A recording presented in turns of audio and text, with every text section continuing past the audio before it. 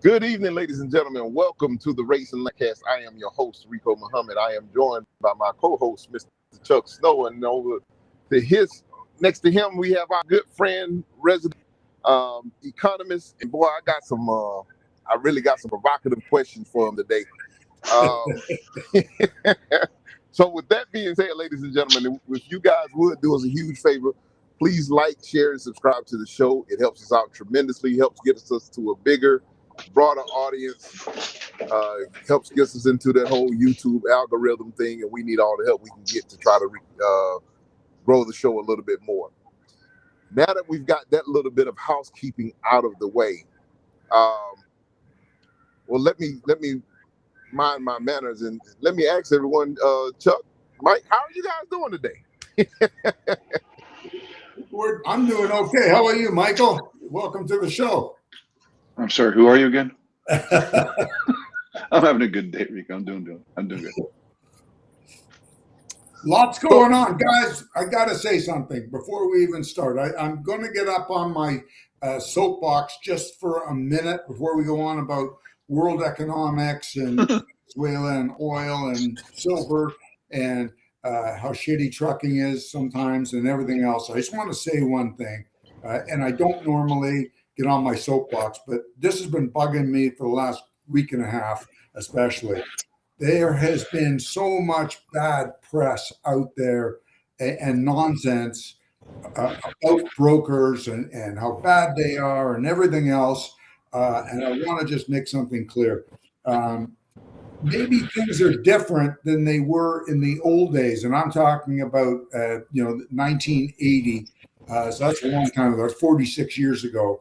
The world has changed. With 1980, we got deregulation, we got brokers. Some people with trucks, owner operators, are making a hell of a lot more money now than they did then. A hell of a lot are making less.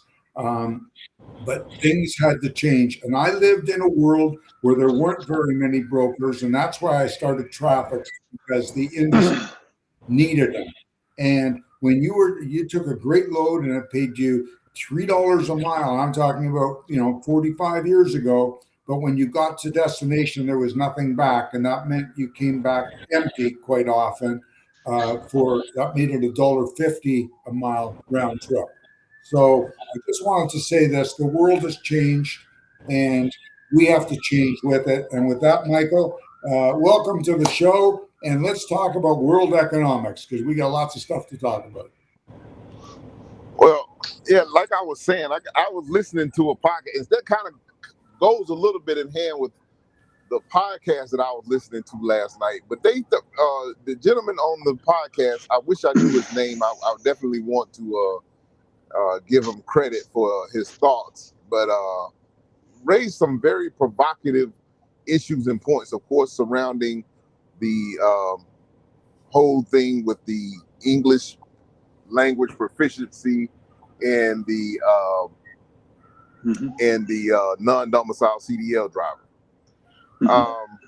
And one of those points that he brought up, and I wanted from an economic standpoint, and he was saying, usually when we have these ebbs and flows and things in the market, back when all of the people were buying used trucks or even new trucks at the height of the market, there was no way possible that the rates that we were receiving over the last few years could sustain making those payments, and that he claimed that he had information that banks were just allowing these companies to keep. They weren't doing their part, and what he meant by doing their part is repossessing the trucks. He kind of echoed back to the time back in 2008, 2007, when there was a huge kind of a same type of deal, and I definitely remember this when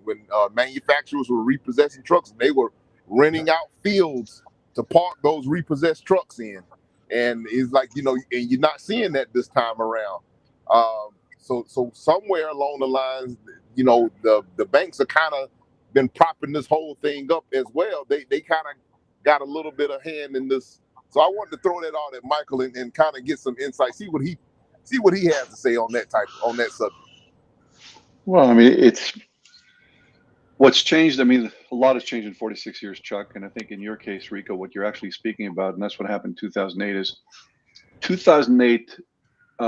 It wasn't that it was a mortgage collapse that causes the whole thing. It was the packaged what's called CDOs. Okay. CDOs are called collateralized debt obligations. And that's what caused the 2008 meltdown. Right. So what you had was asset-backed commercial paper. So in your case, a truck is an asset-back. Right. I borrow $180,000. It's backed by the truck. Right. Okay. But the real asset is not the truck. Nobody cares about the truck. The real asset is the debt. Right. That's what they really want. Right. Okay.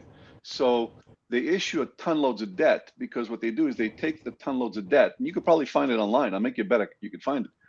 And they put a nice little bow around 400 trucks. And they say these 400 trucks are worth $100 million. And the interest payments that are coming due on these trucks is about 8.5% interest, just to give you an idea. Okay. Now here's where it gets even funnier, or not so funny, depending on how you look at it. What the bank then does is it sells off the entire stack load of paper. Right. It sells it off. It says, okay, it's $100 million paper, and somebody comes along and says, you know what, I'll give you $95 million for the $100 million. Okay. And then they take the $100 million worth of debt on trucks, and what they do is they then slice that off and start selling pieces of that to the individual mutual funds and ETFs. So now it's sprinkled everywhere. Right. Okay. So the truck, long gone, nobody cares. It's the debt. So the bank is saying, we're not in the business of lending money for trucks. We're in the business of lending money for trucks, but really we're in the business of selling debt. Right. And that's where they made their money. Well, that's what it's saying is that if these trucking companies and people are not making payments on these trucks, They don't care. Because by then the debts have been carved up into slices of salami and spread all over the place. So whoever's left holding the bad paper, that it's buried inside somebody's 401k. So it's really the best idea I can get to explain this to people. It's like having a great big huge hunk of 50 pounds of bad steak, and you just cut it up into tiny little morsels and feed it to 10,000 people, and nobody realizes they've just eaten a quarter of an ounce of bad steak. It wasn't a bad steak. It's what they did was they carved up the steak, they threw in pieces of bone, pieces of fat, pieces of shit, pieces of everything, and they said, "Here you go, eat it." Okay. And you won't be able to taste it. And eventually it'll come out the other side. So who the hell cares what you took in the first place? Garbage in, garbage out. and So they're in the business. They're in the business of everybody walking in the door saying, "I want to buy a truck." Sure, no problem, great. So the terminology that people hear all the time is called subprime loans. Right. You know what that term is, Rico? Absolutely, marginal credit. Correct. Meaning it's not a prime borrower. It's a subprime borrower. Yeah. And the subprime debt market is where they make a lot of money because, the prime borrower pay 4, you'll pay 12. Right.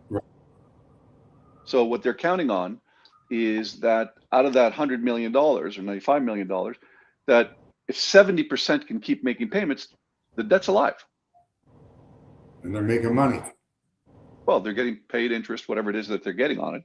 Right. And so another interesting point that came up doing this podcast as well, and Chuck, maybe you could speak to this as well, because he was saying, excuse me 1 second,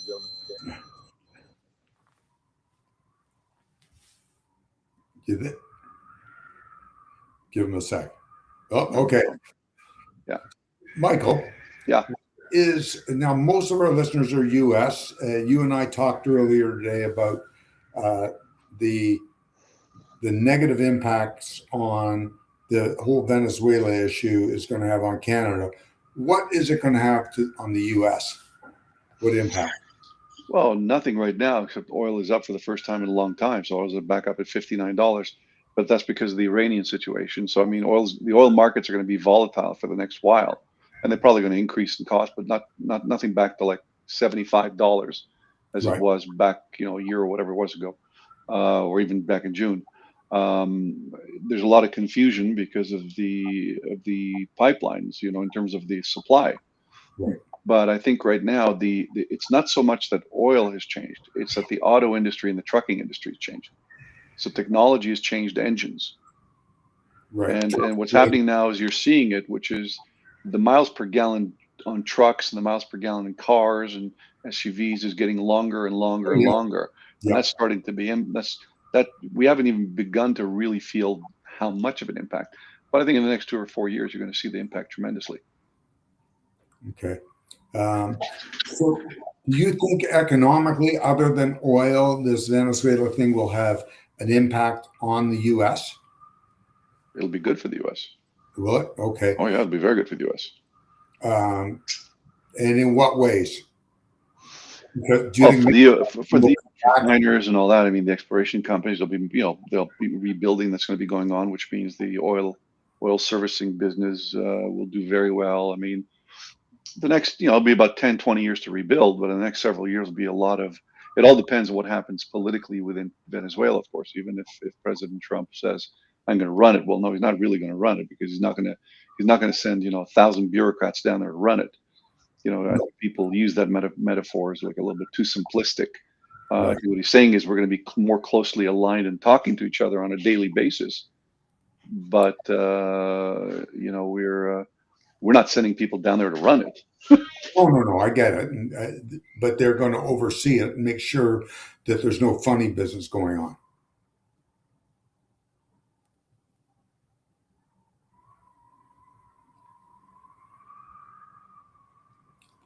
It's nice being here on my own, guys. This is like the old days, my first Sorry, podcast. I had to answer something. No problem. Yeah. So that's what they really mean, is that they're really going to be more closely aligned and coordinating a lot of things. They're going to want regular updates as to what's going on internally. They're going to make their feelings known as to what they want to have done internally.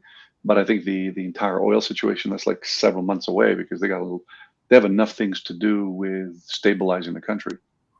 Now, when we spoke earlier today, you brought up a really good point. China thrives on cheap oil for manufacturing. Oh yeah. Now, all of a sudden, because of disruptions in markets between Iran and Venezuela, and I guess even to some extent Russia, China is going to get choked for cheap oil, is it not?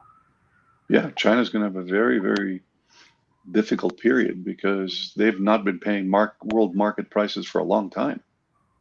So do you think that's going to kick manufacturing back to the U.S.?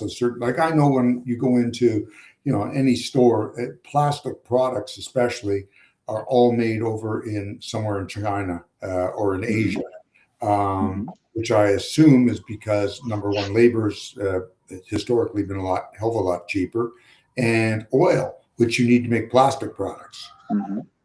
Well, I think it's the best possible world for the United States, because what you have right now is between AI, the massive increase of automation, and then cheap oil prices. What it means for the U.S. is, we don't need people to make plastic bottles. We need just machines to make plastic bottles. So why are we shipping? Why are we buying it from China? We can make because of AI and because of AI automation, we can make cheap plastic bottles here in the U.S. Right. And we don't need to go to U.S. and buy it anymore. You don't have to go to China, you can buy them in the U.S., you mean? Yeah. Yeah.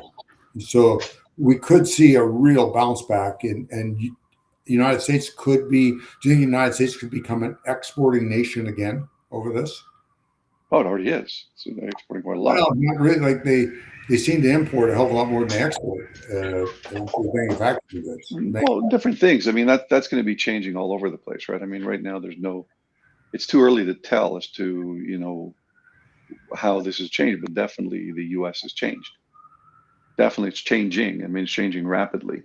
And a lot of companies are making commitments to move to the U.S. and set things up in the U.S. And I think, when you look at the situation in the four major places, which is China, Russia, EU, and then the United States. If you're a multi-billion-dollar company, you're saying to yourself, well, which one of these guys looks like to be the most stable? Well, it's the U.S. Then I'm going to go with the U.S. By far, yeah. Right, because Russia, definitely I don't want to set up shop in Russia. China, no, I'm not really keen on having my things repossessed at any moment. EU is a basket case, from 1,000 different perspectives, but mostly the taxation policies, immigration policies, civil unrest. Like, I'm not going to EU. What the hell am I going to EU for? So it only leaves you with the US. Well, I just saw yesterday there was so much pressure from the French farmers. They were so ticked off yesterday that the French leaders went into hiding because the farmers have had enough. They want an end to the EU. Do you see that insight? No. An end to the EU? No, No, not at all. Not at all. It's as much as the member states bitch and everything else. At the end of the day, they benefited tremendously from the euro. The currency is what made it for them, and they will not let go of that euro. Absolutely, will not let go of that euro. Okay. So, because you're talking about they benefited enormously from the euro. So why did and I realize it's probably an emotional decision. I don't know for sure. Why did they decide in England to get away from the EU? What was the real? Well, that was back in 2015. That was 10 years ago. Yeah. The irony is, and there's an irony to the whole story, is that they wanted control over their immigration. That's the irony. Yeah. That didn't happen. Well, that's exactly it. They want the whole message of the Brexit was control of our borders. That was the motto that Farage had been running around Britain on his bus. Control of our borders. Yeah, that's the joke, right? Yeah, that's just as bad. It's a mess. Yeah. The irony is it's a mess, right? And now Starmer and his group are trying to reconnect Britain back into the EU by saying that they should join the customs union again. You're going, but wait a minute, we left the customs union with Brexit. What do you mean we're joining it? Okay. Everything good, Rico? Yes, sir. We are back in the saddle again. We had to get back into a door, so hopefully we don't have any more distractions while we try to wrap this up real quickly. But I wanted to kind of shift gears back. I heard the conversation you guys were talking about, but kind of switching back over to trucking and thinking about economics and everything. So one big thing that definitely is, we were talking about how we're being more optimistic, especially with all the new regulation coming in, that this is going to help with the capacity issue, because I think that we're starting to see, by them taking all of the drivers off the roads, that actually got kicked off the roads, and there's still they're still dropping the hammer as we speak on California. With Secretary Duffy just dropped the hammer on them by revoking what I think was like $160 million from their being able to get funds from the transportation department. So, but I was saying that to say, going back to so we're at a point where now we have the first time in a long time where we have more carriers exiting the business, revoking their authority, than we have coming in, and it is quite significant. So I wanted to, when you're talking about a supply and demand, how critical is that to trying to restore and balance, Michael? Well, you can't. The barriers to entry in the trucking industry are very low. They're extremely low. So, you guys might have, an upper hand today, but within a week it'll be gone, right? As I said for a long time, which is, you have a lot of opportunity with the new technology to really be ahead of the curve, because really it's about information. Right. You need information to know when a load is available. That's what you need to know. Mm-hmm. So you now have more opportunity than ever to find out information about potential clients, competitors, fuel, you name it. The systems right now, the AI systems for a trucker, if they learn how to use it, is a boon for them, a massive boon, right? It'll analyze your data, it'll analyze your customers, and it could do it in minutes. Right. So the cost of first off, what that means for a person like you, Rico, what that means is, number one, you don't need to hire programmers to figure this out. That's gone. So that's off the table. Secondly, you're no longer sitting at home with an Excel spreadsheet feeding data in to try and figure it out. That's gone. What that means for you is instantaneous information coming up on your phone, like immediately. Yeah. Right. Then press the button and call. That's it. It takes, you just have to learn the machine, which is really easy to learn. You'd be amazed how easy it is to learn this whole AI thing. But I think for the guys who are smart, they learn how to use the machine. This is the best thing possible. And how you win is you win because you know about it before your competitor does. Right. That's the key, is knowing about that load before the next guy does. And by the way, that's always been your biggest competitor. Supply and demand has not been you. You guys keep thinking more truckers, less truckers is your problem. That's never been your problem. Your problem's always been the same thing: access to information. Yeah, and being the first one to get the information. Yep. Well, let me. I want to push back just a little bit, Michael, because when you got a situation when you got a glut of guys coming into the industry that are willing to do the work for pennies on the dollar, and their overhead is nowhere near as high as someone that's trying to do it by the books. That does give them a slight competitive. Well, I ain't even gonna say slight. It does give them a competitive advantage. No, because the question you should be asking is the reverse, Rico, which is, how did my customer learn of them? Well, see, there's a whole nother. But that No, goes but down that's the core. But again, it's information, right? a deep rabbit hole. No, it's not. Rico, with all due respect, it's not, because you're trying to find the shipper and the shipper's trying to find you. No. Remember, 99% of our listeners are having to go through brokers for 100. And that'll be gone very soon. I don't know about that. I'll tell you right now, the control, again, okay, so let's talk about the broker. What that meant was the broker controlled the information. Yeah. Okay. Well, the broker has gained so much market share now. The broker has the majority of the market share out of even with the mega carriers. Right. But if I'm a shipper, why am I paying the broker markup? Because okay, Mike, in all fairness, because I've gone through a lot on this one. The large your transactional shippers they'll take a call. They'll take calls from 50 different guys for one load. Yes.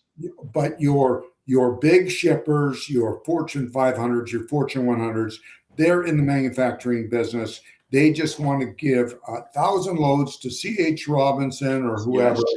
Yes. And here, move these. I don't care. I need my popsicle shit. Just get them out of here. And but you can't put them in the same bucket. They're completely different buckets. The guy who's got 200 loads a week, to ship out is not. It depends on which market, Rico, you're talking about. Are you talking about the guy who's got like 5 LTL loads a week, or the guy we're talking about 200 LTL loads a week? Well, we're talking about 4 truckloads, not. Well, whichever one. 5 truckloads a week or 200 truckloads a week. Rico would be talking to the guy that has 5 truckloads a week. Okay, absolutely. So, right. So the guy. So you see what I'm trying to say to you? Until all this came along, AI is the distinctive factor. The person in the middle was the broker. He collected information and he sold information. That's all it was. You're right. That's all it was. So, but AI now says it's done. All that is gone, because I can now create, and this is where it's all going, Rico, and I say this with all true love and sincerity to you. If you sit at home with Google Gemini and I will tell you what to tell it, you are going to be blown as to what it's going to do for you, like blown, and not in days, in a matter of 20 minutes. So if I'm the shipper and I'm paying a 20% markup to the broker to find you, and AI can now create a whole system for me. I don't need to hire programmers. I don't need to do anything. I simply tell AI, I need a location on my website where I can do this, and it's done. It'll do it, and it'll distribute the information for you. And like, oh, awesome. I'll find him directly. And on top of that, wait, I'm going to automate all of it. I'll automate the timing of the pickup. I'll automate which price to accept. I'll automate when they can come. I'll automate the whole shooting match. Well, see, what do I need to pay 20% markup? Back when in the good old days, we might have been able to pull that off. But now, with all of this technology as well, the cricket guys also are utilizing all of this stuff, and that's where we have this big, huge fraud problem in the industry, and that's where I think a lot more people are being more and more leery and more cautious to want to relinquish control to AI to do that type of stuff, Yeah. because There are, we're at the point where we're losing billions of dollars in fraud right now. well, Yeah. fraud is a different story. Again, now you're touching on something really interesting. Chuck, go ahead. Well, no, it's so rampant in the trucking and logistics sectors. It's crazy. And that's right. But if I'm a shipper doing 5 loads a week, whatever it is, and I paid the broker $10,000 to pay the truckers, Right. and he goes broke, and the truckers don't get paid, what happens? In some cases, you've got to pay again. Voila. And now, but remember, I'm the shipper, and until this all came along, I still needed the guy. I still needed another broker. Why? Because he's collecting the drivers. Yeah. That's why. I still need him, because he's collecting the drivers. Now But this whole new infrastructure means I can do away with this guy. Well, what they have done, though, in the U.S., they're starting to tighten up, and the money received from the shipper by the broker to pay the carrier. So let's just say a load is $1,000, and company XYZ pays a broker $1,000, and the broker is going to pay the carrier $850. Okay, that money is supposed to go into a trust account. Actually, so I got to correct you right there. It's not a trust account. What is it? There's only one type of industry that's allowed to have a trust account: a lawyer. Real estate agents too. Correct. Well, those are called escrow accounts. Right. And the same thing as, well, which, by the way, are managed by the lawyers. Okay. But according to the new laws that are coming out, and I don't know how it's going to work, the money is supposed to be held in trust for the carrier, and the broker is not allowed to touch the carrier's $850 under. And the banks have figured that out already. When a bank looks at a load brokerage company, they don't look at how much revenue they do. They look at how much profit they make after they pay the carriers. Right. But what I'm trying to say to you is, and it's a stopgap measure. Like maybe the system will last another 5 years this way, but not much longer. Because remember, and I guess to say this to you again, Rico, the broker was the controller of information. Yes. He had the phone numbers to dial and to call the shipper, hey, you got a load and all that stuff. And then it went to a website, okay. But all that's gone. It's disappearing so fast because the AI infrastructure is moving at such a rapid scale that, Rico, I'm telling you right now, if I tell you what to type into AI, it will notify you every 2 minutes of what's going on. Like you don't even need to touch your computer. It will send you messages every 2 minutes. Yeah, I've been tinkering around. I've actually got some of that stuff in the works, but it's still. I guess I'm like the older might be like the older crowd. This slow to adopt. Let me change your brain for a second, okay? Okay, and I'm going to teach you AI in 30 seconds. Okay, I'm in. Okay. You want to know of a load from Chicago, right? Okay. And you phone up Jim, the broker. Say, hey, Jim, do you have a load from Chicago? Right? Right. There you go. I just taught you AI. You literally type into AI, could you tell me when there's a load from Chicago? Sure. And it'll research. So let me ask you. Live. It's live all the time. Okay, Mike. So it's going into DAT and truck stops. Nope. Where's it getting the information? Everywhere.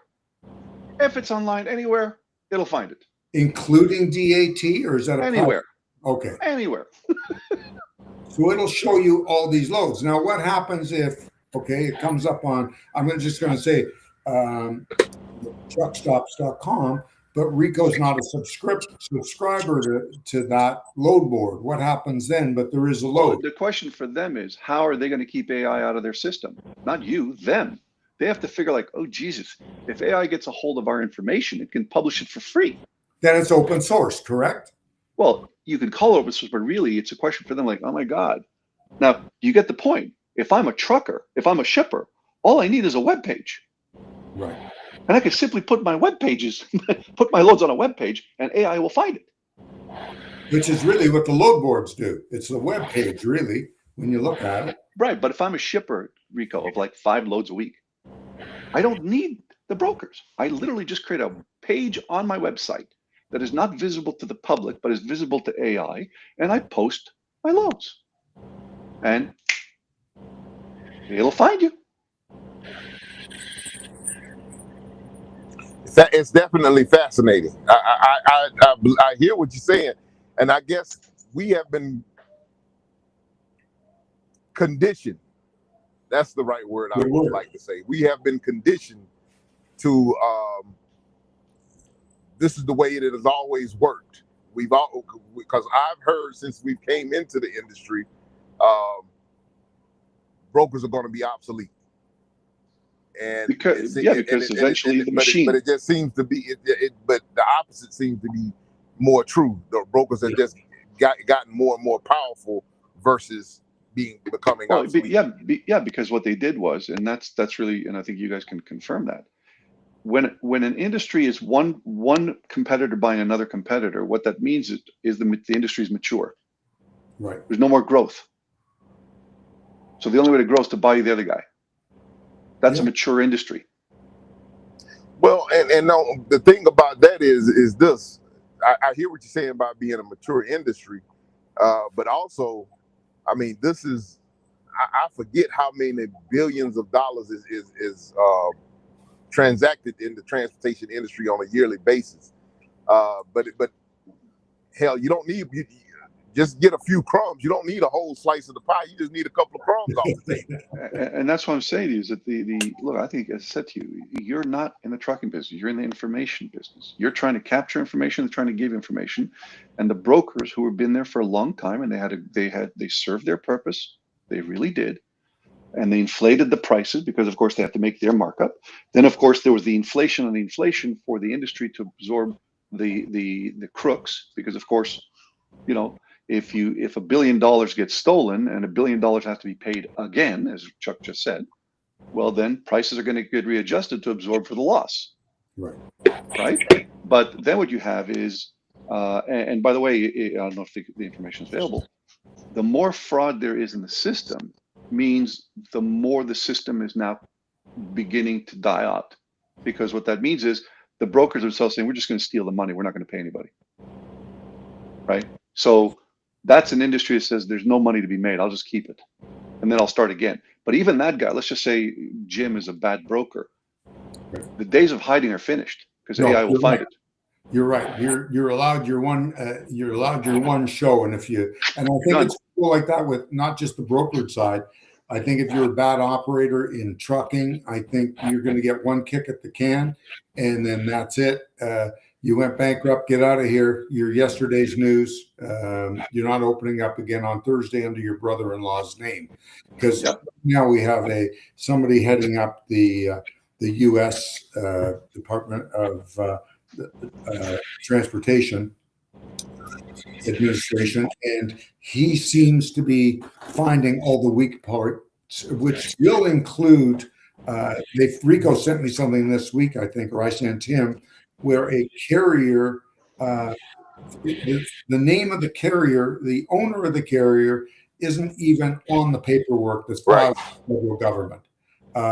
That's how sloppy it is. ABC Trucking is owned by Chief Executive Officer is ABC Trucking. There's no name, there's no nothing. That's going to, because regardless of anything else, you are taking people's goods, and you're basically, for a better term, you're better really taking title of their goods while they're in your care and control. You own them. How can you not have some backup information on who's got them and who's got these goods in their trailer? All that's going to be digitized, all of it. And as I said to you, what makes the change now, and the reason why I keep referring back to AI is what the real change of AI, what the impact of change of AI, the biggest change, is that companies and people and small businesses like yourself, Rico, no longer need to spend $500,000 to build an information gathering system. It's free. That's the difference. You no longer, You in the past operated at the whims of information that somebody gave you because they spent the money to build a system to capture the data. That's all gone. AI can do it in a minute. So you're going, wait a minute. So that means I can build a website for free. I go to Wix.com and I spend $20 on Rico Muhammad trucking, and I could spend a day putting together my website, which will cost me like $50. And then I could plug it all into AI and AI will run it. So what you're telling me is less than $1,000, I can have a complete digital trucking company. And yeah. and you're not looking at a 1-year build, and you're not looking at a $500,000 investment.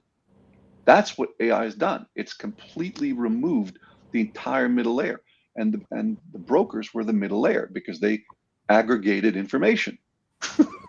Well, as always, we never have enough time when we get into these conversations. It gets really fascinating really quickly. Yeah. Like in closing, by the way, do you know who right now is right now on the AI is the biggest threat to? Like the number one industry that's the most threatened by AI? No. Lawyers. I can see that. The biggest amount of money being raised right now for new tech is for online digital lawyers, because AI can feed it to every case, everything. That makes sense. What do you need a lawyer for? You just look it up. By the way, if you want to give them another name, what were lawyers? Well, they were brokers. They were brokers for the legal system, right? Really? You had a case. There's the judge. Okay, somebody's got to do the work in the middle. Lawyer. He was the middleman. He's the middleman. And I guess you'll still need them for some things, but not fill the paperwork. Yeah. Because the paperwork they know how to fill. Yeah. But you don't have to call your lawyer anymore and ask him a question. You can just Google it. Or no, AI it. Just go to Gemini or Perplexity or Chat. Yeah. You are going to be blown as to what it does. It's like, oh my God. Well, gentlemen, I'm looking at the time. We're gonna have to kind of put a period in it for right now. We're gonna have to have you back sooner than later, Michael, to kind of pick up where we're leaving off at. But before we do get out of here, if people wanted to pick your brain any further, how can they find you or get in contact with you? Michael.lampel@gmail.com. All righty. All right. We appreciate you again, Michael. And Chuck. Michael, thank you for joining us. If you need any information, please send me an email at chucksnow280@outlook.com. And if you can put your phone number attached to the email, I'll be glad to call you with any answers I can provide you for your questions. And with that, Rico, I'll let you back her in the hole for another week. Ladies and gentlemen, we always are very appreciative of you taking the time to hang out with us. You could have been anywhere else in the world, but you spent some time here with us. And we always are eternally grateful for you doing so. So for Mr. Michael Lampel, Mr. Chuck Snow, this has been the Rates and Lanes podcast. We want you guys to continue to stay safe out there, stay healthy. God bless you and good night. Keep it in between the mustard and the mayonnaise. Take care, everybody. Catch on the flip-flop.